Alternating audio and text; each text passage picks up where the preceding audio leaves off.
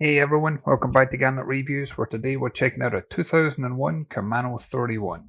I've wanted to get on board one of these ever since I started my YouTube channel because these boats are highly sought after. They're extremely economical, easy to maintain, and one of the easiest boats to tackle the Great Loop on. This one's up for sale in Daytona Beach, Florida for $79,000, and at face value she looks like she's in turnkey ready to go condition. You get the extended bathing platform, you then lead into this aft cockpit. I like the fact that it feels safe and secure in here. You get fender storage along the transom, easy transom door for getting in and out. And then this one also has a large lazarette storage where you can keep an inflatable tender and an outboard in here. But when this is all cleared out, you've also got easy access to your steering gear. Cockpit self-draining. There's also a hot and cold shower on here as well, so if you're into swimming and diving, things like that, you can rinse off when you come back in. Non-slip deck throughout. And then when you make your way into the interior accommodation, I really love the headroom that's in this one. This isn't a big boat by any means. She measures in at 31 feet in length. She's got a maximum beam of 10.5 feet and a maximum draft of just over 3 feet. But she feels so much bigger than she is. Wraparound windows give great amount of natural light. You get a very comfortable seating area here in the saloon. And then you'll notice this cockpit table, it actually drops down and converts into a double berth. You can also see the large AC vent that's there.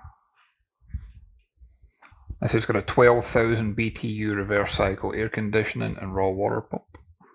And in the right conditions, you'll notice that most of the windows here, they actually are able to open as well. So if you want some fresh air, this is a boat for you. We raised most of the blinds and removed most of the window coverings, but this one is able to be fully covered up. That way it protects everything in the inside. To starboard, I've got the storage in here. And then if I slide this chair out the way, you'll see that's going to take you to the main breaker panel. And I like the fact that this one is clearly labelled and easily accessible too. So it's really easy to come in here and switch on things like the cabin lights and know where you get started. At the lower helm, this has got a single engine, but you get your full engine controls. You obviously get your gauges for like your fuel. You get bow thruster. You get your autopilot. You get your depth gauge. You got your iPad that's got Navionics charts built into it. You got your compass up top, and then this one's even got remote controls for controlling the anchor windlass. So literally anywhere on board, it's literally a push of a button and you can raise and lower that anchor. To the port, you can see we've got the TV for the saloon, and then it's just a couple of short steps down and it takes you to the galley. And I like the way that the galley's set up in here because not only do you have good headroom, you've also got a ton of natural light. It's a really bright and airy feeling in here. To begin with, we've also got that fridge that's got an ice box. Good amount of storage. You get good countertop space. And all the drawers and lockers have got this locking mechanism so that way nothing's going to open while the boat's underway. Stainless steel sink, you see that opening porthole, you get a microwave oven, and then if I move this fan out the way, you'll see we've got a 2-burner electric stove top.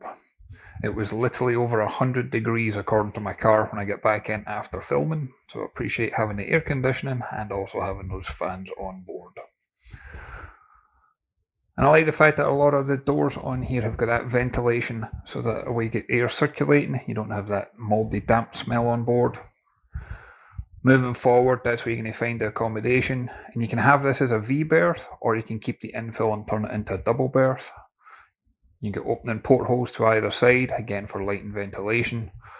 You've got these neat little storage boxes built over it so that way you can put your keys, wallets, phones, things like that on top of it. Even got USB charger on those lights. Large hatch overhead. Easy access to the anchor locker on the bow. And then if you look here, we've got hanging locker space, but behind the hanging locker space there's actually drawers in there too. So if you are looking at doing extended cruising, there's a lot of storage options on board for a boat of this size. And then moving further back, that's going to take you to the head compartment. There's 100 gallons of fuel on board, there's 67 gallons of fresh water and 15-gallon holding tank capacity. And you've got your toilet, your sink, you've got your opening porthole and hatches, you've got storage for your toiletries and personal belongings. And then that faucet that you see, that's actually a retractable shower head, because that just pulls right out. And then there's a little bracket right up next to the mirror, and then that way you can mount that up there, and you can use the shower in here as well. But it's quite a big head compartment, so I don't see there being any issues being able to use that shower. And that mirror drops down as well. You can see the hinges at the bottom, and that way you're going to have easy access to all the wiring that's in the electronics. So if you ever wanted to do any upgrades at a later date, this would be an easy boat to wire up. And then as I head back out to the aft cockpit, this one has got a flybridge as well, so I'll take you up top and show you that. And I really like the fact that you've got both the lower helm and the flybridge. You don't always have that, especially in a boat of this size. It's easy enough to climb up these ladders, it's just a few short steps up. And when you are there, you're going to see you've got 3 seats at the helm. You get your Garmin multifunction display, you get your full engine instrumentation, your bow thruster controls, your autopilot, but you're pretty much centrally located, and that way you get perfect visibility. Not only for cruising, but if you are looking at tackling something like the Great Loop, this is going to be an easy boat to dock, as well as going through the lock gates. And I always wanted to get on board one of these, and it turns out, just a few boats down, there's another Camano Trawler. This one's got a bimini canopy cover overhead, so on a day like today I would have that opened out, and that way you get shade and protection. You got a bracket up here if you want to mount your outboard up here.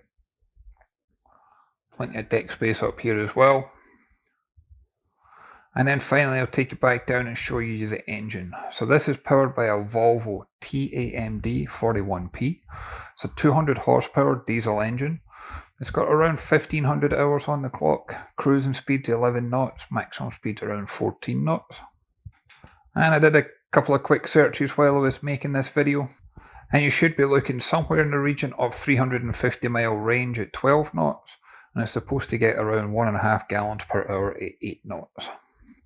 So it's a very fuel efficient boat, and there's plenty of storage in here for your batteries, for your tools, for your engine spares, and you can jump down here and do all your daily checks as well as your service and maintenance. But if you notice, there's no signs of any leaks on this engine, whether we're talking about water, oil or fuel. This one's got low hours, well maintained, and a whole bunch of service records to go with it. I'd like to thank Joe for the opportunity to come down and check this one out, but as always I'd love to hear your thoughts and comments. If you can go ahead and leave a comment down below. If you haven't done so already, if you can hit that like and subscribe button, it really does make a difference, and I look forward to catching you on the next one. Thanks everyone.